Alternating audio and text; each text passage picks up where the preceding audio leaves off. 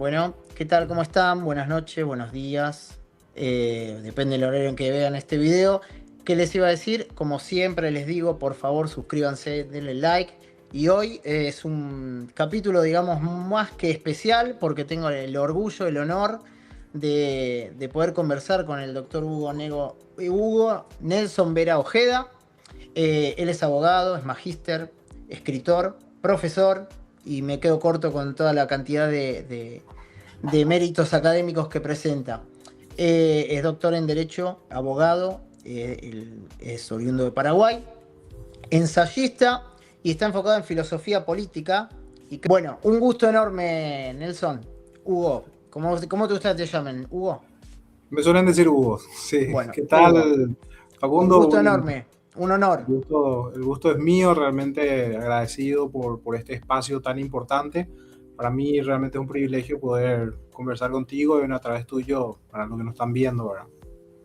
Bueno, no, gracias a vos. Bueno, básicamente yo quería hablar un poquito acerca de tu libro, para los que no lo conocen. El libro se llama Jugando a ser dioses y van a ser 3 tomos. Al parecer ya está en pocos días sale el segundo tomo. Es verdad, al menos Así es. así en Paraguay, ojalá muy pronto podamos conseguirlo acá en Argentina. Y más que nada yo quería preguntarte, ¿qué es esto de jugar a ser dioses? ¿En qué contexto está tu obra? ¿Cómo no? Bueno, este libro, que es que lo muestro, Sí.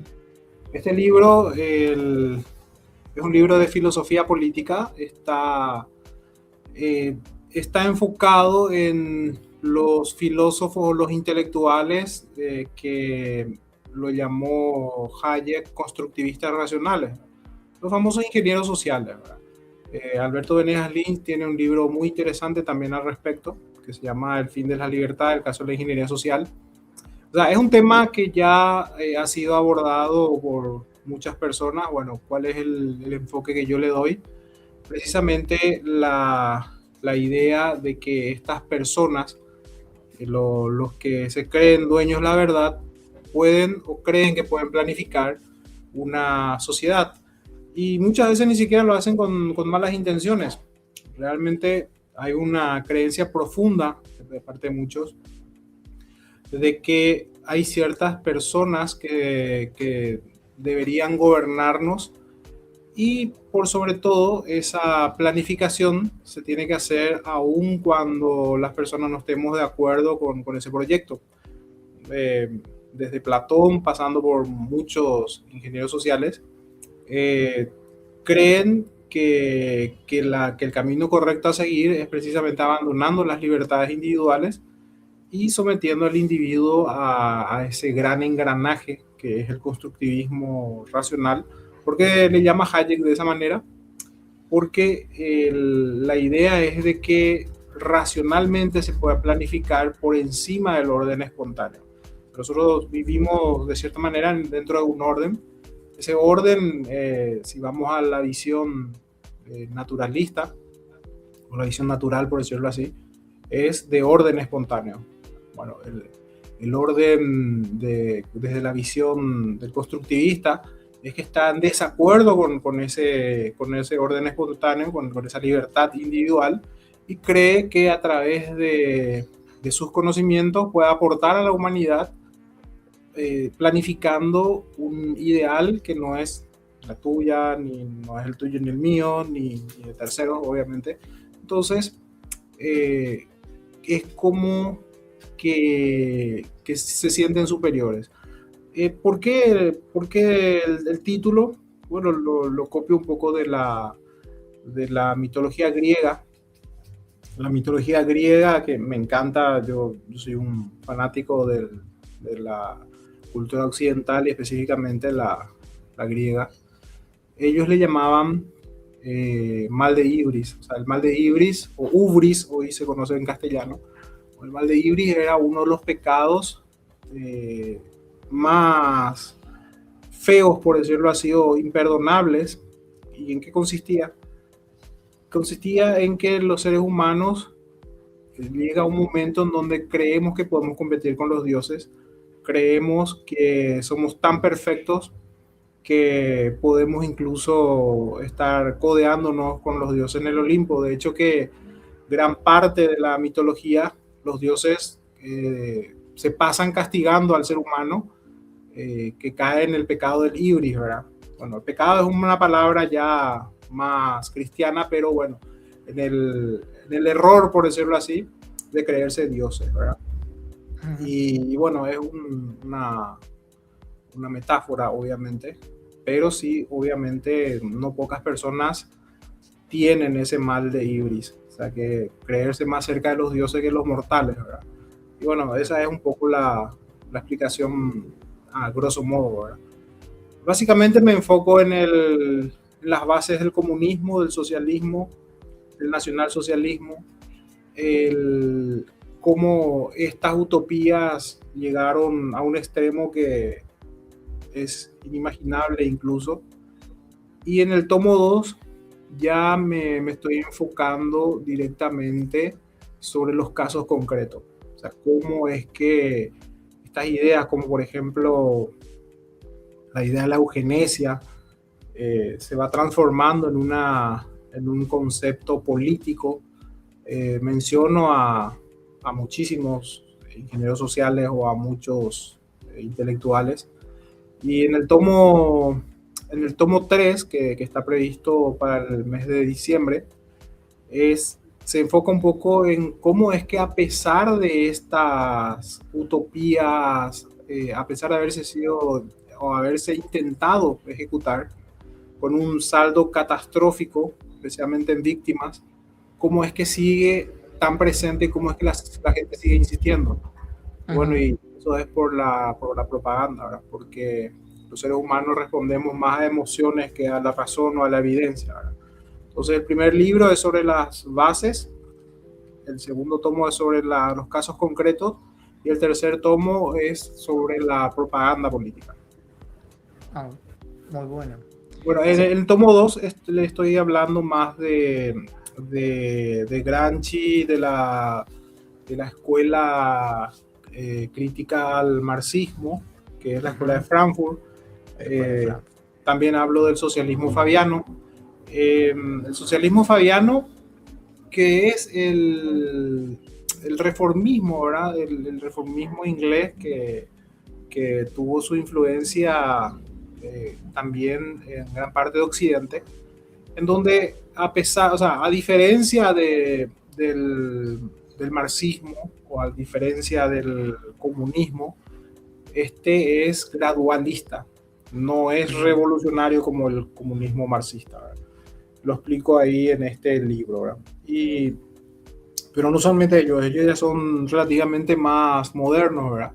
Estas ideas son tan antiguas como la civilización misma, ¿verdad? Incluso en el tomo 1 yo aporto un término. Bueno, el término sí lo reconozco, ya lo usó Foucault, pero lo pone dentro de otro contexto, que es la etopolítica, ¿verdad?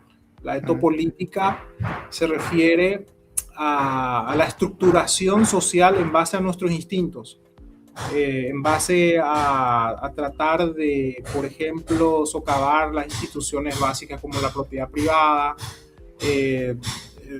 la acumulación en vez de la producción, y bueno, ese tipo de cosas que tiene que ver con el constructivismo racional propiamente, ¿verdad? Entonces, hablo también de Platón, hablo también del propio Aristóteles, y por sobre todo, algo que sí, esto es un aporte, como te decía, la visión desde la sociobiología. Por ejemplo, el padre de la sociobiología, que es Edward Wilson, decía que tenemos instintos paleolíticos, instituciones medievales y tecnología de los dioses. Es decir, todavía respondemos, a pesar de la tecnología que tenemos, respondemos a instintos muy básicos. De hecho, que el comunismo es más instinto que razonamiento. Entonces, esto ya lo notaron los sociobiólogos, por más de que no son muy estudiados en en la política o en ciencias políticas, yo sí colaboro con eso dentro, no solamente del libro, sino que en mis clases yo menciono mucho a la etología, que le dan un premio Nobel a Konrad Lorenz, un suizo que en 1973 recibe un Nobel por sus aportes. ¿Qué dice Lorenz?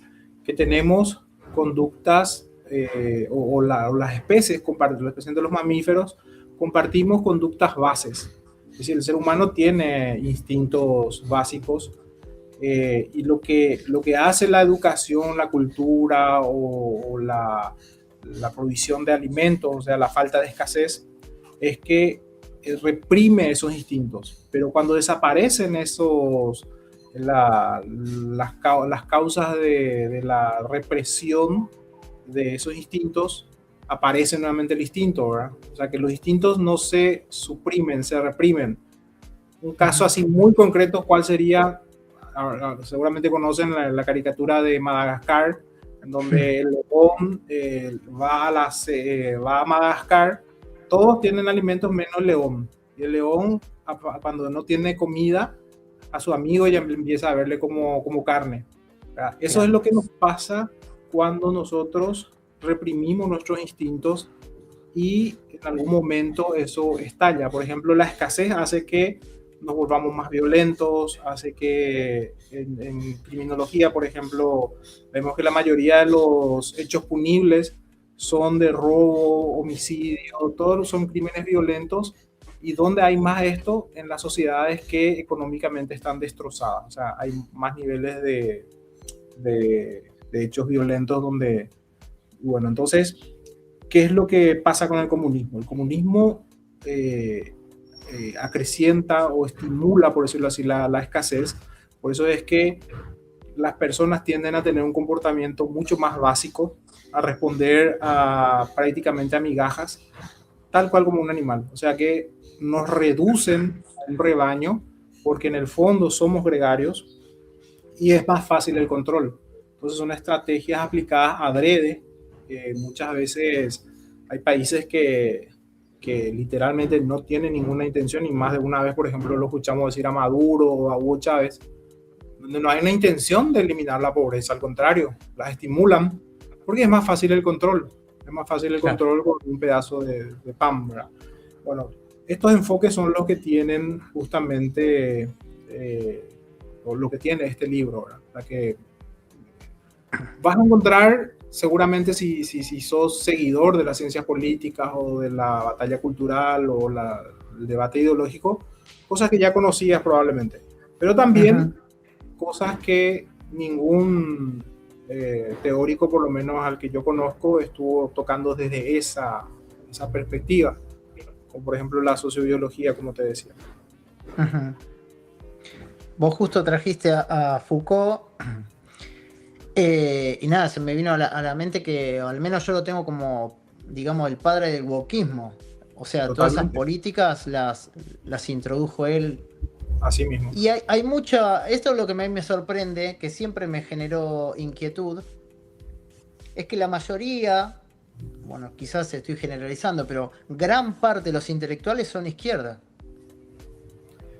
Sí, bueno, tiene que ver con un tipo de pensamiento, especialmente tiene que ver con el estímulo de la ibris, ¿verdad? O sea que el intelectual constructivista por lo general tiene el ego muy inflado y por lo general cree que es superior a todos. Por ejemplo, es muy particular el caso, a ver, Jesús Huerta de Soto, por ejemplo, menciona a ciertos intelectuales que le mueve la envidia en el sentido de que ellos se creen superiores, pero igual no tienen el acceso a la riqueza que, por ejemplo, tiene un comerciante, que es un iletrado, porque su parámetro es la intelectualidad.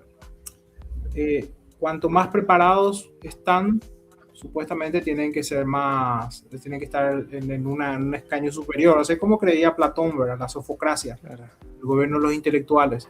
Entonces, eso es un patrón común, efectivamente.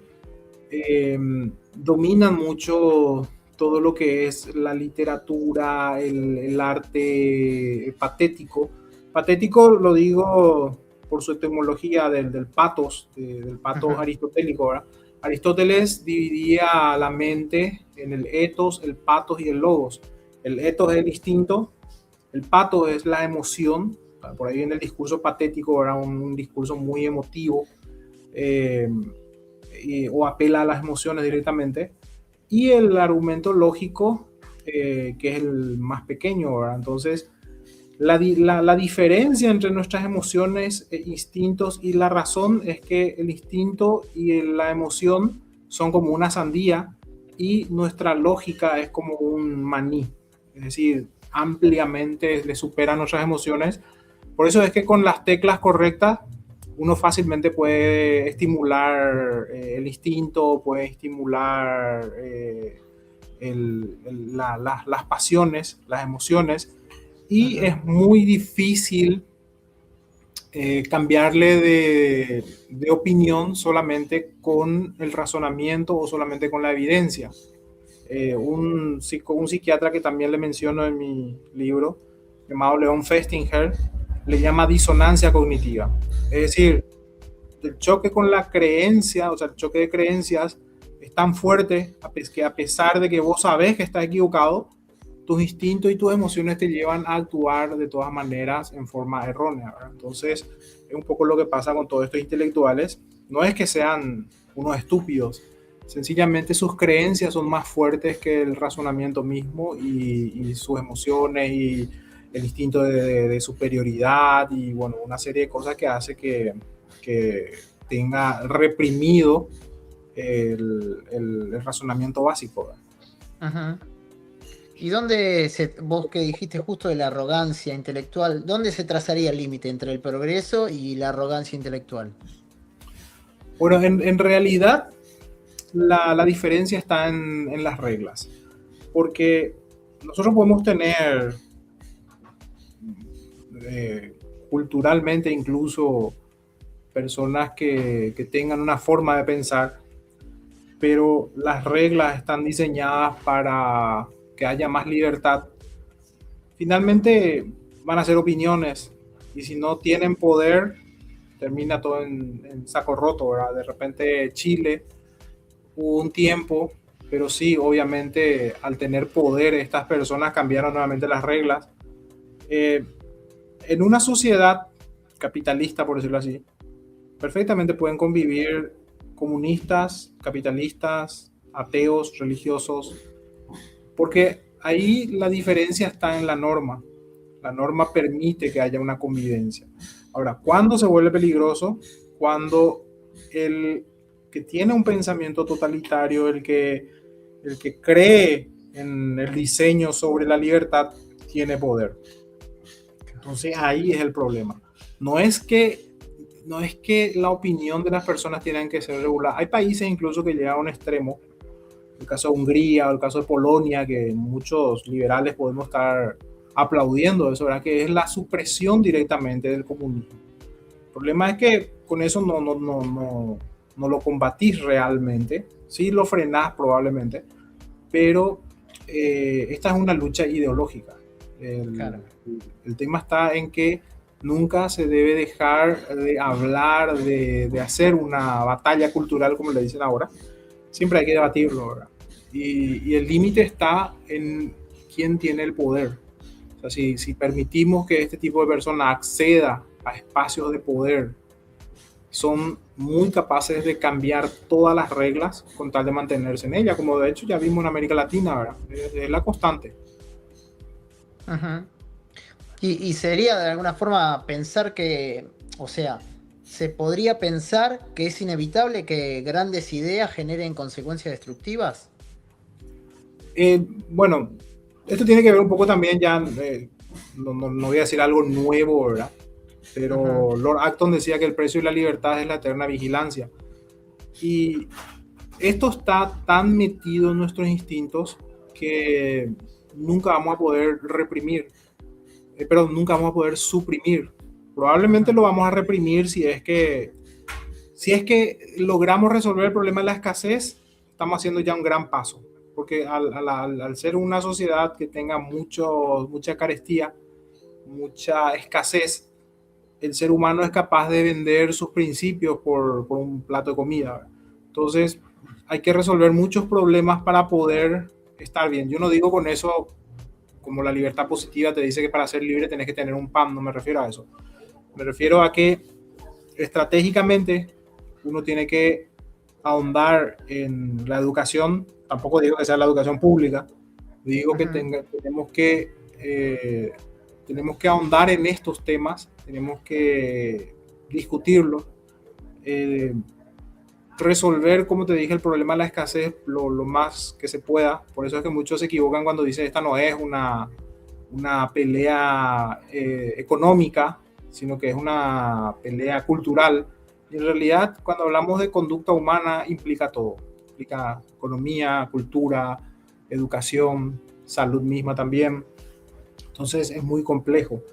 Y, y yo al contrario, lo que cualquier minarquista o quizás anarquista mismo, desprecian a la política electoral propiamente, yo sí creo que debemos militar, porque de lo contrario vamos a ser unos ingenuos y dejar que, como decía Burke, dejar el mal triunfa porque los buenos no hacen nada, ¿verdad? O sea, suponiendo que somos los buenos en la película, ¿verdad? Pero me refiero a que no tenemos que dar espacio. Y el espacio, o hay dos formas de llegar al poder, a través de la democracia, a través de los votos, o a través de la fuerza, ¿verdad? Yo creo que la fuerza debemos utilizarlo como un mecanismo de defensa, no para conseguir objetivos que es, por ejemplo, nuestro diseño ideal o nuestra utopía, por decirlo así.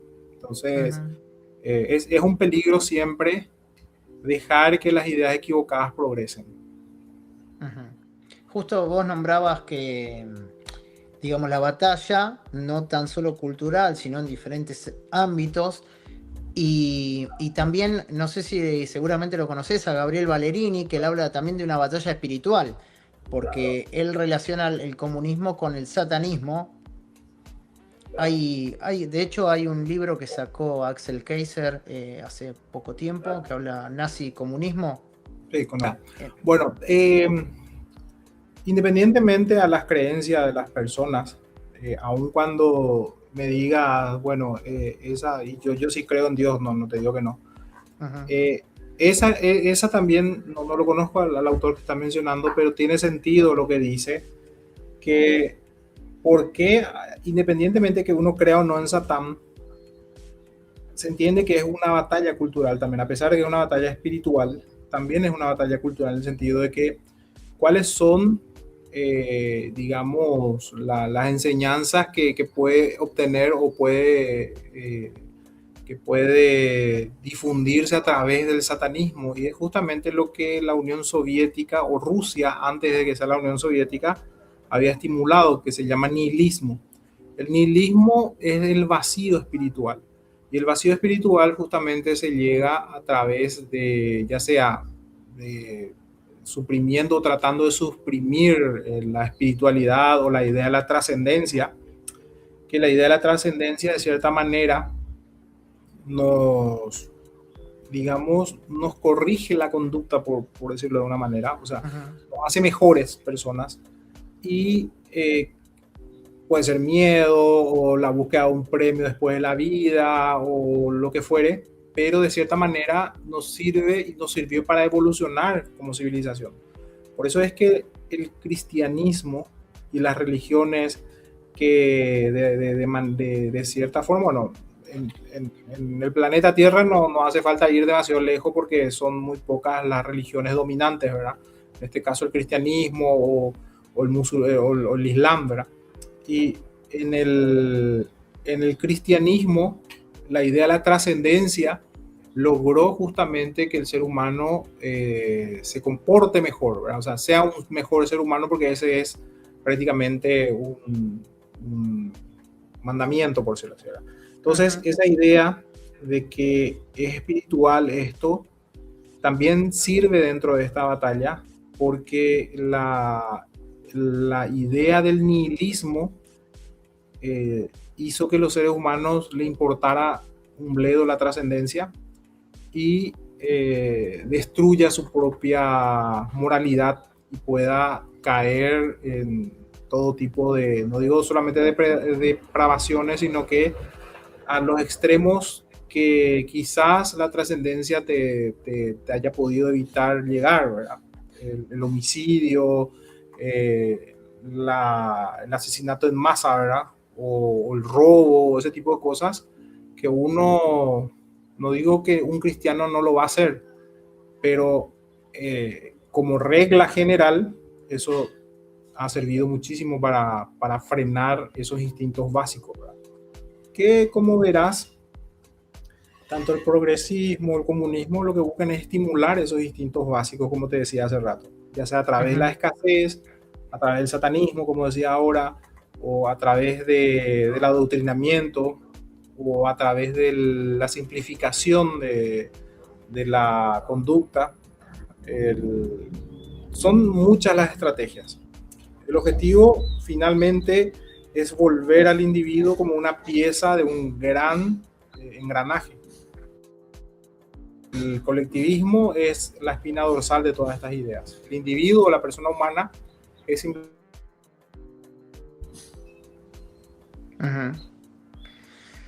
¿Qué te iba a decir? Volviendo al tomo 1, que es el que vos me contabas que tenía que ver con los cimientos de la destrucción, ¿por qué elegiste comenzar por filósofos clásicos para hacer como base de este análisis? Sí, se llaman los cimientos de la destrucción justamente porque fueron los primeros en teorizar esto, porque nosotros podemos encontrar algunas ideas básicas, y esto hoy lo sabemos por ciencias más avanzadas como la sociobiología o la neurociencia, de que nuestras conductas primitivas eran totalmente gregarias. Entonces era mucho más fácil desarrollarse de esa manera o justificar esas conductas gregarias. Por ejemplo, el absolutismo. El absolutismo, que era una de las primeras formas de gobierno, la más primitiva de todas, en donde un alfa que era más fuerte dominaba el resto del grupo. Eso está justificado justamente en los grandes pensadores. Por ejemplo, Platón nos trae la sofocracia, la idea de que los intelectuales son los que tienen que estar en la cima, tienen que ser los que gobiernan. Y tenemos también el concepto del arete en Grecia. El arete era la virtud, es decir, los virtuosos tenían que gobernar, y la idea de la justicia, que era una de las virtudes más apreciadas en Grecia, se aplicaba, por ejemplo, a la economía. Y ahí viene esa idea que es muy primitiva de la desigualdad, es decir, la distribución. Si nuestros instintos gregarios nos dice que es acumular, ya sea somos acumuladores instintivos, y imagínate que si ese es nuestro instinto, es un avance que alguien venga y te diga, no, trae y repartirlo, ¿verdad?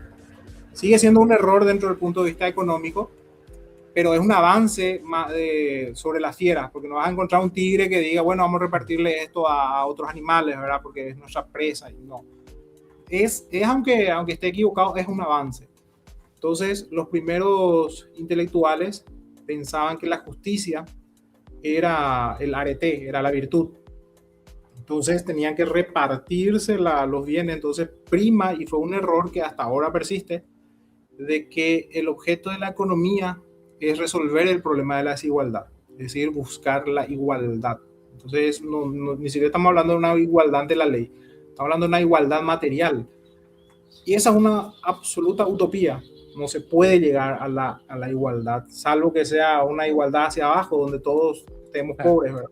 Es más fácil llegar a eso que hacia arriba. Entonces, por ejemplo, Aristóteles, Platón, Xenofonte, si uno lee los libros, por ejemplo, Pluto, el libro de Xenofonte, donde habla de que Pluto era el dios ciego de la riqueza, ¿verdad? Que precisamente la gente hay muchas desigualdades porque el Dios de la riqueza es ciego y que no puede repartir bien. Entonces, en la obra Pluto, él se imagina de que el Dios, del Dios Pluto recobra la vista y puede repartir mejor los bienes. Entonces, la idea de la justicia que ellos tenían era una idea más parecida a la equidad que a la justicia misma, ¿verdad? De hecho, que los griegos eran muy buenos con las alegorías. La alegoría es un recurso retórico para representar algo que no tiene forma, algo que no tiene cuerpo. Por ejemplo, la justicia representaban con una diosa, la diosa Astrea, que no tenía, o la diosa de la justicia que no tenía, que tenía los ojos vendados, mejor dicho, y a Equitas, que era una diosa que tenía los ojos descubiertos. ¿Por qué? Porque la justicia es darle a cada uno lo que le corresponde sin mirar lo que hizo. Y en la equidad, la diosa tiene los ojos descubiertos porque mira para poder repartirlo en forma equitativa, porque tiene que medir la cosa. Entonces, su concepto de la economía era totalmente materialista. O sea, para ellos la materia era la espina dorsal de la economía. Hoy sabemos a través de la escuela austriaca y la escuela subjetiva de que los bienes no se reparten o no se distribuyen, los bienes se producen. Entonces, esos conceptos vienen, o esos errores ideológicos vienen de la cultura occidental o de los antiguos griegos. Entonces, eso fue alimentándose y fue prácticamente la espina dorsal de Occidente, porque tanto Platón, que es el que a mi modo de ver triunfó en el modelo político, porque viene el despotismo ilustrado, solamente ciertos iluminados pueden señalarlos el camino, incluso en la religión misma fue así. Aristóteles, cuando es redescubierto por un árabe que se llama Averroes, y después lo introduce Santo Tomás de Aquino, también insiste en errores básicos de economía como la crematística, que es el castigo al lucro, o también la justicia, o errores que son muy básicos en materia de economía, y se entiende por qué Occidente mucho tiempo prefirió ese tipo de economía, una economía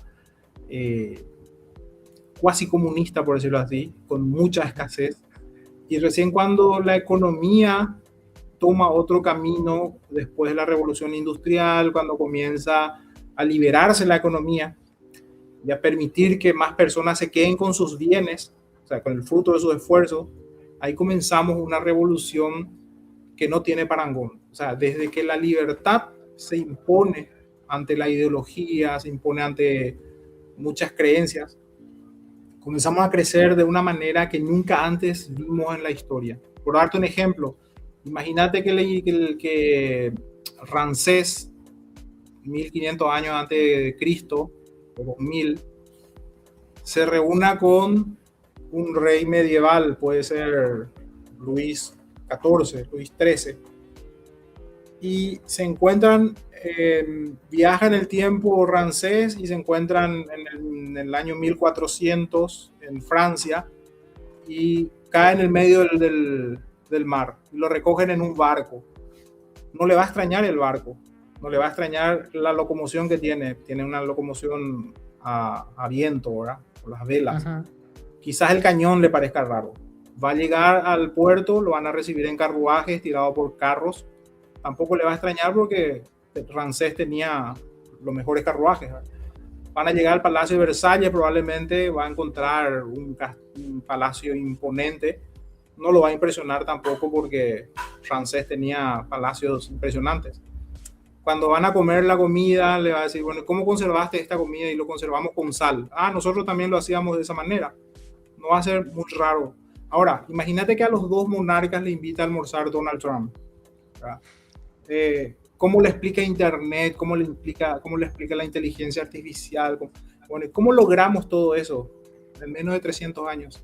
¿Gracias a qué? A la libertad. Por eso, la explosión que tuvimos en desarrollo es sin precedente en 300 años. Ni en 10.000 años de historia nunca logramos ni a algo parecido. Y eso gracias a que es a la libertad, porque es la única diferencia con los antiguos, porque ciencia ya había. La máquina de vapor no lo inventó White, no lo inventaron los ingleses, lo inventaron los griegos, la máquina de vapor, o el concepto del robot, de los autómatas, ya en Hesiodo vas a encontrar en el año 800 a.C. Entonces, los conceptos, las ideas ya estaban, siempre estuvieron. Lo que no había es libertad para hacer. Entonces, esa es la diferencia con nuestra era moderna, por decirlo así. Claro. Y quería preguntarte acerca de cómo vos crees que se relacionan las ideas, esta de verdad, porque recién estamos hablando de la libertad, y esta idea, creo que es misma de Platón, esta de que solamente los filósofos podían gobernar y que tenían la potestad de decir que era bello, que no. Y digo, esta verdad absoluta, ¿cómo se relaciona con la violencia histórica? Bueno, Platón tenía un concepto que heredó de su maestro Sócrates, de que la razón por qué tenían que gobernar los filósofos porque eran los únicos que tenían la conciencia, eran los únicos que sabían qué era lo justo, lo bello y lo bueno. Entonces la gente común eso no lo podía saber. Entonces, al no saber la gente común eso, entonces no podía gobernar, no se le podía dar semejante poder. Claro. Recién con la idea de la libertad individual es que cambia todo el patrón occidental, ¿verdad? Imagínate que la libertad individual, si bien vimos, lo más estimulado que vimos fue con el helenismo, con Alejandro Magno, sí algunos destellos ya con Aristóteles, porque Aristóteles creía en la propiedad privada, y él creía que si es que se llegaba a tener, contrariamente a lo que creía Platón era partidario de la propiedad comunitaria, con la propiedad privada se podría lograr mejores cosas, un mundo mejor. Y bueno, en ese sentido está en lo correcto Aristóteles. Aristóteles en muchos sentidos obviamente está más adelantado que su maestro, ¿verdad? Y viceversa también, porque Platón tenía otras ideas también que hoy sabemos, por ejemplo, en materia de genética, que Platón estaba más cerca de Aristóteles. Por ejemplo, Aristóteles creía en la tabula rasa, que nacemos con la mente en blanco, así como cree Simón de Beauvoir, por ejemplo, como creen los que creen la ideología de género, que el sexo es una cuestión cultural, ¿verdad? O sea, que prácticamente vos cargas en tu cerebro la información. Eso creía Aristóteles. Y Platón decía que era un recuerdo del hiperuranio, o sea, más parecido a la genética que Aristóteles, ¿verdad? Entonces, eso trajo esa idea de la superioridad o la intelectualidad o los dioses, esa idea del ibris que tenía Platón, es lo que nos acercó hacia la tiranía, es el que nos llevó a la tiranía. Y increíblemente hoy seguimos teniendo esa idea, porque fue evolucionando, fue cambiando de ropa nomás, pero siguen siendo los mismos parámetros. Antes era la religión, después viene la idea del racionalismo, es decir, la razón que es lo que debe primar. El racionalismo trajo la Revolución Francesa, que fue una ingeniería social gigantesca, ¿verdad? Donde tenían que morir personas que creían en Dios, por ejemplo.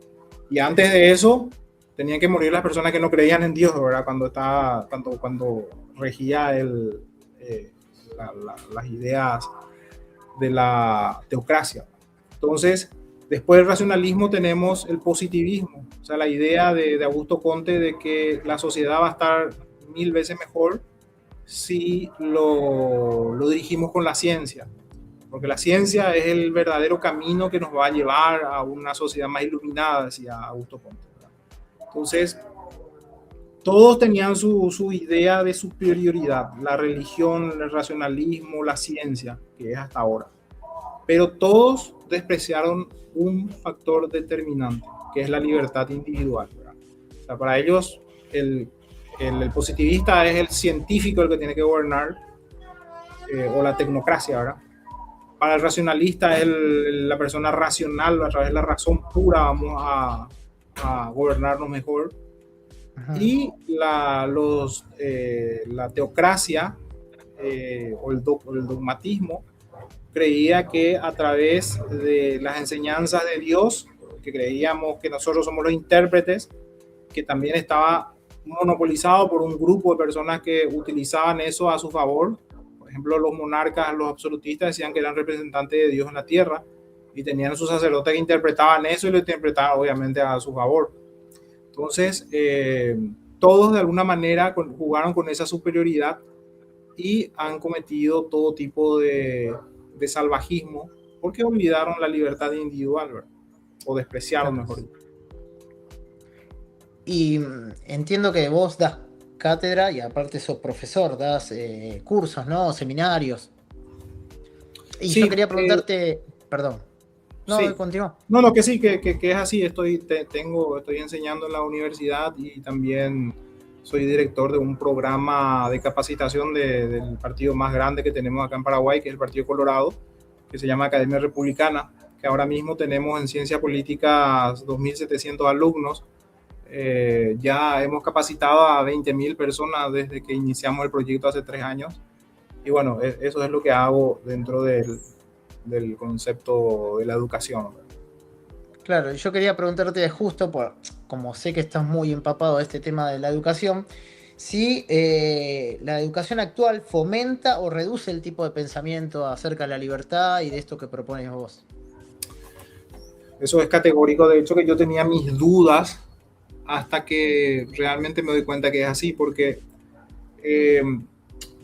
antes estaba muy, digamos, un modelo educativo que era el modelo por resultados, en donde te enseñaban retórica, te enseñaban todo lo que te hacía razonar. Eh, Después fue cambiando el modelo por un modelo más objetivo. O sea, era un modelo subjetivo, la educación era un modelo subjetivo, porque era más o menos el modelo aristotélico. Aristóteles decía que si eres un maestro, primero enseña a dudar aún de tus propias enseñanzas. ¿A qué hacía referencia? De lo que el maestro debería hacer es enseñar a razonar. Ajá. Después fue cambiando por un modelo, especialmente en el siglo XX, eso se creció bastante, con los conductistas, que por ejemplo Burgos Skinner, Watson, que se enfocaron en la educación por proceso. Es decir, mientras vos cumplas todos los requisitos que te da, las directrices que te da el profesor, el resultado ya prácticamente es irrelevante. O sea, hoy llegamos acá, por ejemplo, en Paraguay tenemos 70% de proceso y 30% de resultado. Es decir, si en el año vos hiciste todo lo que te dijo el profesor, todas las directrices, el examen final ya prácticamente lo tenés pasado. Antes no había tanto proceso. Antes era más razonamiento. Incluso había universidad donde vos te ibas, ni te preguntaban de dónde venías, te decían, hace este examen, si lo haces, pasás. No había un proceso detrás. Hoy prima más el proceso, es decir, moldear tu conducta que hacerte razonar. Sumado a eso, tenemos la revolución de la inteligencia artificial, que cada vez te permite razonar menos. O sea que las herramientas son buenísimas, pero en biología lo que no se usa se atrofia. Cada vez usamos menos el razonamiento. Cada vez esta generación ya salió con el coeficiente intelectual más bajo de la historia.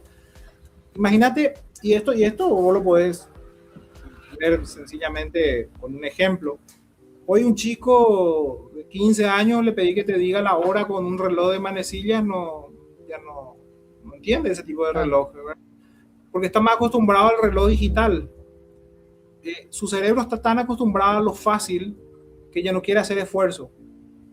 Imagínate a un chico que hoy está haciendo una tarea a través de inteligencia artificial, con dos, tres claves que le ponga a su plataforma, a su programa, ya le hace una tarea. Entonces, ¿qué esfuerzo racional vas a encontrar? Entonces, ese tipo de educación se llama agnotológica, educación agnotológica, en donde sos muy preparado, manejas mucha información, pero la capacidad de resolver problemas es nula.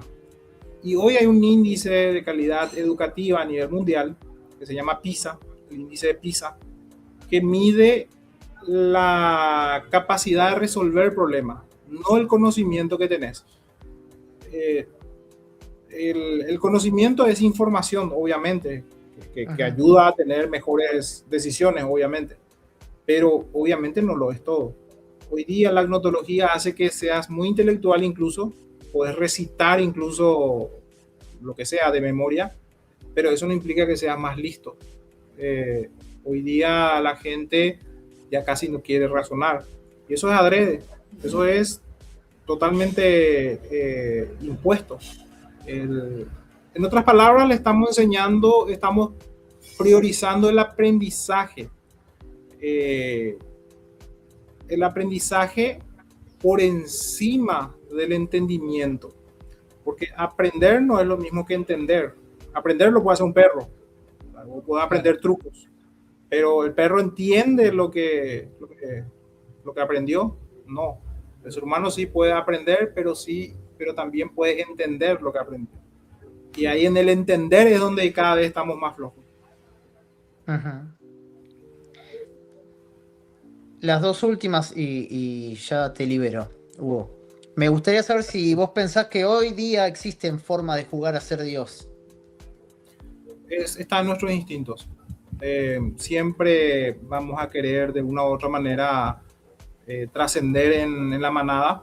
Siempre vamos a querer ser superiores. Siempre quisimos ser superiores porque nuestro instinto nos llama a gobernar la madriguera o la manada. Entonces, el problema es que nuestro logos nuestro razonamiento fue evolucionando con nuestros instintos. Nuestro instinto sigue siendo la de un primate, pero nuestro razonamiento nos dio, como decía justamente Wilson, que tenemos instintos paleolíticos, instituciones medievales y tecnología de los dioses, pero el instinto sigue siendo paleolítico. Entonces, vamos a seguir siempre buscando ser dioses o ser superiores, o ser el alfa de la manada.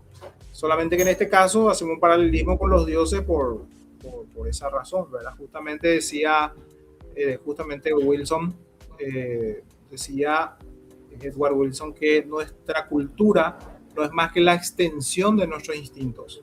O sea que nuestra cultura viene a ser una extensión de los instintos básicos. Por eso hay machismo, por ejemplo. Por eso en culturas más primitivas todavía hay hombres que tienen 4 esposas, o 5. O sea, es más primitivo.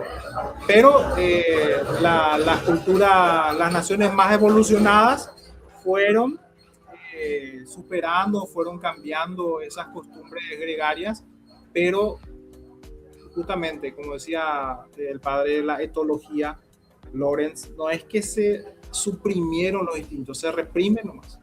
Entonces, siempre va a estar presente eso. Por más de que lo controlemos, pero van a estar allí siempre. Pienso yo que al llevar a cabo el libro tuviste que leer un montón, tuviste que dedicarte a estudiar un montón de autores, qué sé yo. ¿Y qué fue lo que te sorprendió al leer esto? Al estudiarlo. Bueno, yo vengo enseñando esto desde el 2003, o sea que vengo hace mucho. El tema del libro lo vine escribiendo de a poquito, y obviamente en ese proceso fue un proceso de sorpresas y sorpresas tras sorpresas, ¿verdad? O sea que, porque la enseñanza que recibimos era totalmente otra, no pensamos mucho. Gracias a técnicas fui escarbando más, por ejemplo, buscar los conceptos desde la etimología o la connotación me ayudó mucho a entender la raíz de muchas cosas. Y por sobre todo la pasión, porque yo entiendo que esto te tiene que gustar, tiene que ser una pasión porque es muy tedioso, es extremadamente largo y de todas maneras uno lo tiene que hacer. O sea, yo lo hago porque me gusta, obviamente, y siempre uno aprende, pero lo que más de todo lo que aprendí, lo que más marcó en mi vida, lo que más se quedó como una impronta, por decirlo así, es las conductas básicas, o sea, que somos gregarios. Esa es la razón del comunismo, esa es la razón del socialismo, la razón de todo tipo de totalitarismo, porque en el fondo tenemos instintos básicos. O sea, descubrir la etología para mí fue una cosa increíble porque se me cayeron muchas fichas. Entendí por qué es tan fácil vender el comunismo, por qué es tan fácil vender el mesianismo. Porque en el fondo nosotros buscamos al alfa, buscamos ser parte de encajar dentro de un grupo, de encajar en una manada, de perder nuestra individualidad dentro del grupo, totalmente explicado por nuestros instintos. Ajá. Eso para mí fue como un tercer ojo. A partir de ahí empecé a unir todos los cabos y hay un patrón común entre todas las ideologías totalitarias, que es justamente suprimir al individuo o hacerlo parte de una gran manada, ¿verdad? Yo puedo decirte Ajá. que eso es lo que más me impresionó. Bueno, muchísimas gracias, Hugo. ¿Querés mostrar el libro por última vez? Y ojalá que puedan, los lectores de Argentina lo puedan conseguir acá. Ojalá que puedas lograr hacer la presentación acá. Si hay algún distribuidor en Argentina, con mucho gusto podemos hablar de negocios. Y sí, olvídate. Ojalá que pueda ahí meter una ayuda a la Cabra Márquez. Bueno, acá le dicen la Cabra a Nicolás, que pueda meterse pues sería ideal poder exportar a Argentina. Este es el libro, el tomo 1, que habla sobre los cimientos, donde te explicaba justamente el instinto, los filósofos más arcaicos. Bueno, el tomo 2, que tiene la tapa de Belerofonte con Pegasus, el caballo, que es justamente uno de los Ioris más famosos de la mitología griega. Belerofonte, que era tan exitoso, porque el éxito también lleva al mal de Ibris. O sea, cuando somos más exitosos, cada vez creemos que somos superiores y cada vez escuchamos menos, y el éxito a veces nos puede marear. Y Belerofonte tenía tanto éxito combatiendo a todas las tareas que se le daba, venció a la quimera, bueno, mucho éxito en todo lo que se le daba. Entonces él dijo que quería ocupar un lugar en el Olimpo con los dioses, y con el caballo Pegasus se dirige al Olimpo, y Zeus, obviamente celoso por querer compararse los seres humanos con los dioses, no le envía un rayo para destruirle, le envía un tábano, que es un bichito insignificante, le pica al caballo y cae del caballo y termina inválido, ciego, y que nadie ni recordó ya sus hazañas. Terminó como cualquiera o peor que cualquiera. ¿Y cuál es la enseñanza de eso? De que cada vez que jugamos a ser dioses, la naturaleza de alguna manera nos recuerda lo insignificante que somos. Por eso es la etapa dedicado a Belerofonte y explicando un poquito cómo es que todos estos experimentos fracasaron. El nazismo, el comunismo, que usaron a la sociedad como un gran laboratorio. Y a medida que hacemos eso, vamos a ir fracasando cada vez más, ¿verdad? Uh-huh. Bueno, Hugo, me encantó conversar con vos, gracias, en serio, un honor, más que agradecido. Gracias. Y bueno, invito a todos aquellos que se suscriban al canal y nada, nos vemos en el próximo capítulo. Gracias, Hugo, nuevamente, un abrazo enorme, nos vemos.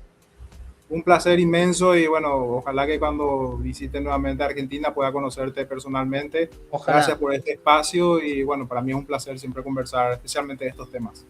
Lo mismo, sería un honor encontrarte. Nos vemos. Gracias. Another day, another bore. Can't take this rubbish anymore. The telly's on.